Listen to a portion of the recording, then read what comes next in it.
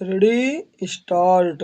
महोदय, भारत ही नहीं, सारी दुनिया आज विज्ञान और प्रौद्योगिकी के द्वारा लाए गए परिवर्तनों के कारण महान परिवर्तनों की ड्योढ़ी पर खड़ी है। इन चीज़ों ने लोगों के जीवन को बदला तो है, किंतु केवल ऊपरी तौर पर।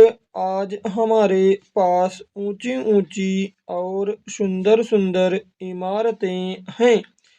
खेती बाड़ी के कुछ आधुनिक तरीके भी हमें मालूम हैं, लेकिन आज हमें एक नए प्रकार के मानव की आवश्यकता है। ऐसा मानव जो विस्तारशील ज्ञान को वास्तविक उच्च जीवन के लिए उपयोग कर सके। मेरे विचार से गांधी जी ने यही करने का प्रयत्न किया।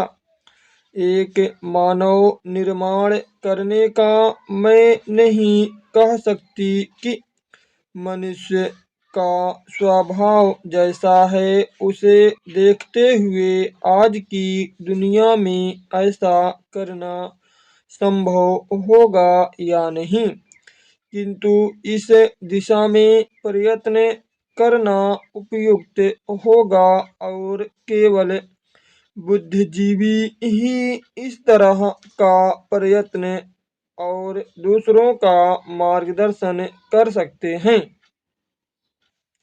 आज दुनिया बहुत छोटी हो गई है और हम अलग अलग खानों में बंटकर नहीं रह सकते।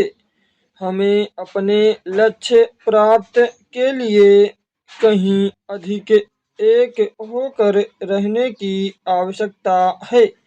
हम लोकतंत्र में विश्वास करते हैं। एक तो संसदीय प्रणाली की सरकार के अर्थ में, दूसरे उस तरीके में जिस तरीके से हम अपनी पार्टी में और अन्यत्र काम करते हैं, पर लोकतंत्र रूपी हमारा ताजा पानी कभी कभी जातिवाद, सांप्रदायिकता और सामाजिक रीति रिवाजों इत्यादि के सड़ते गड्ढों में बंद हो जाता है। आपके पास लोकतंत्र है, आपके पास वोट देने का अधिकार है, या आप अपने विचारों को खुलकर प्रकट कर सकते हैं। इन सब के तब तक कुछ अर्थ नहीं होते जब तक आप इस प्रक्रिया से सामाजिक जीवन में परिवर्तन की नई धाराएं उत्पन्न नहीं कर देते, जो हमारे लोगों के हर वर्ग और स्तर में समा जाएं।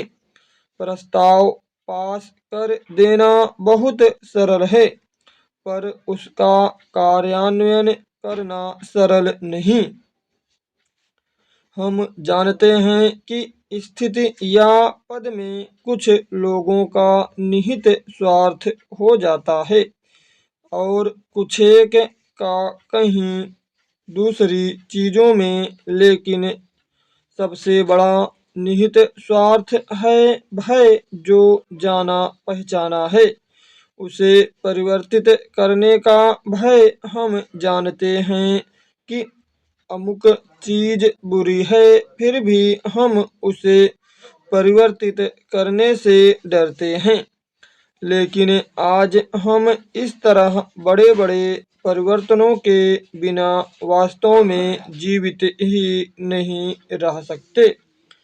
हम परिवर्तन लाएं कैसे?